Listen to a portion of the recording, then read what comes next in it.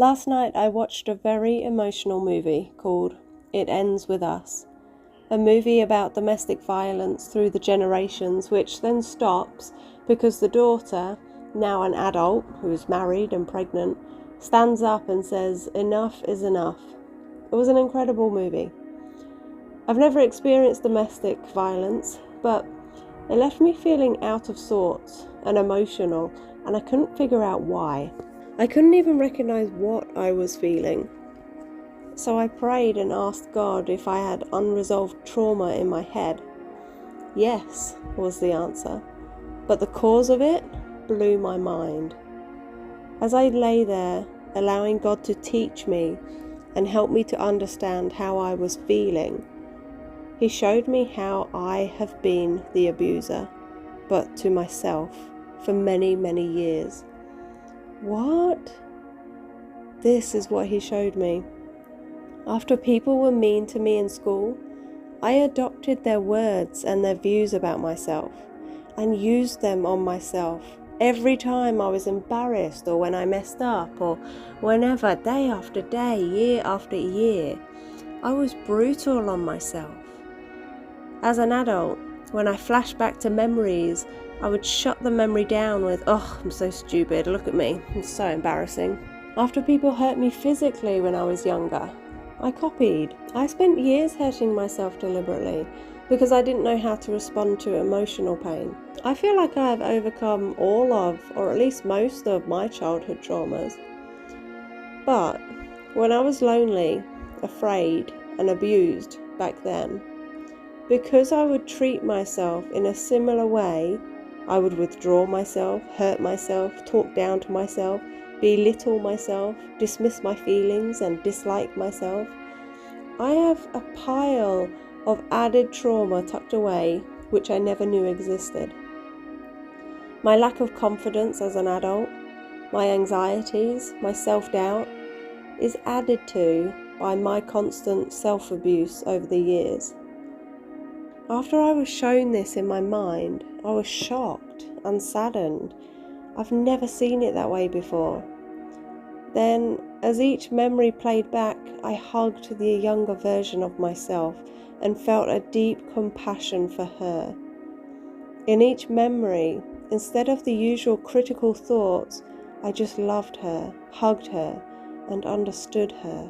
I was taught that I can't have as deep a love and compassion for others if I first don't love myself at a deep level.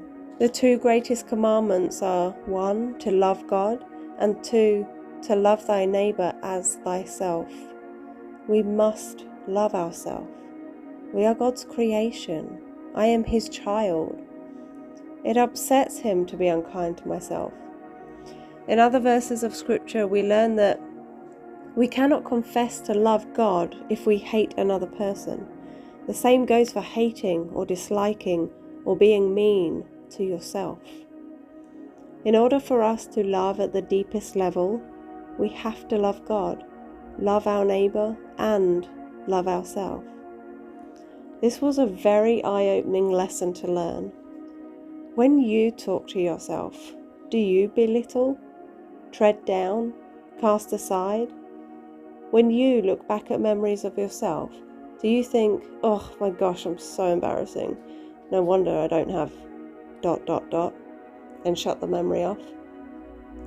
Can you honestly list things that you admire about yourself?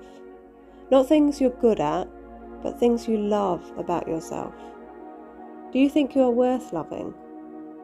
Actually think about that and ask yourself, or put it this way, if you saw yourself in another person, would you love them instinctively or be embarrassed because they remind you of you?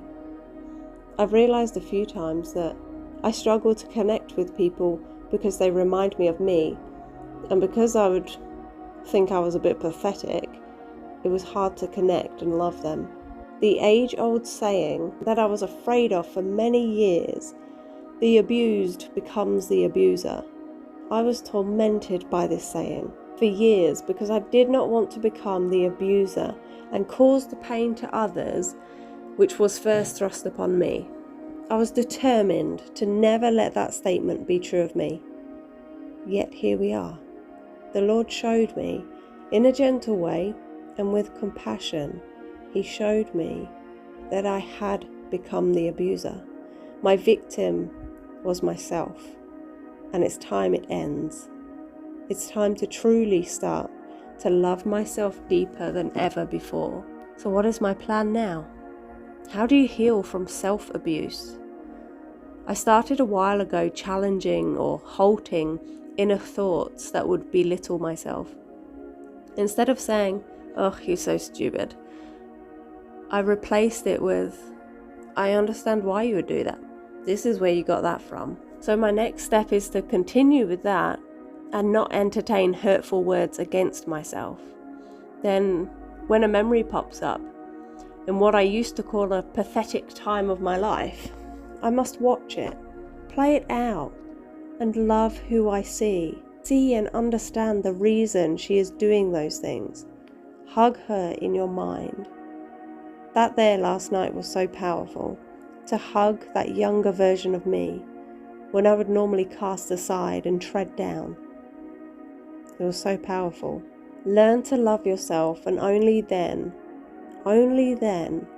can you love others at the deepest level, and only then can you feel their love at the deepest level.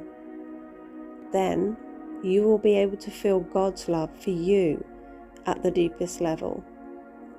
The abuse, the self-abuse, it ends with us.